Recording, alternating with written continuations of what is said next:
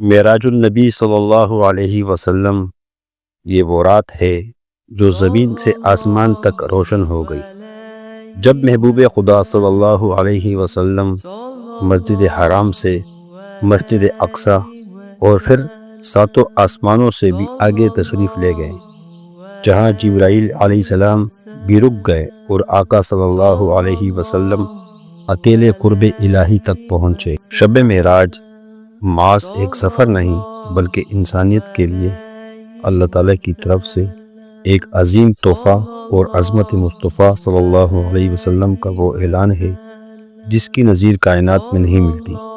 مسجد حرام سے مسجد اقصی تک کا سفر اور وہاں سے سدرۃ المنتہا اور پھر اللہ کے حضور پیشی، یہ سفر جسمانی بھی تھا اور روحانی بھی۔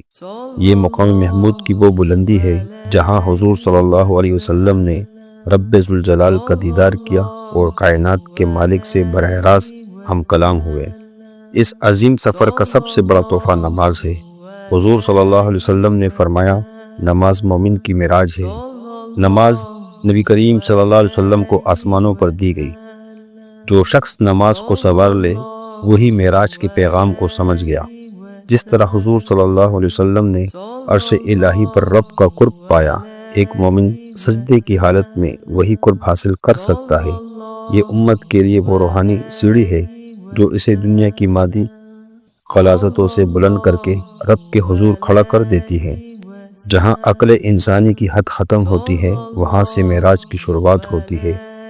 سدرۃ المنتہا وہ مقام ہے جہاں حضرت جبرائیل علیہ السلام بھی رک گئے، مگر رحمت عالم صلی اللہ علیہ وسلم اس سے بھی آگے تشریف لے گئے۔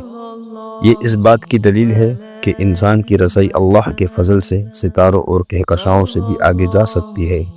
علامہ اقبال رحمۃ اللہ علیہ نے کیا خوب کہا تھا، سبق ملا ہے یہ معراج مصطفیٰ سے مجھے کہ عالم بشریت کی زرد میں کر دو، ارب و کرب و درود و سلام ہو رحمت عالم صلی اللہ علیہ وسلم پر۔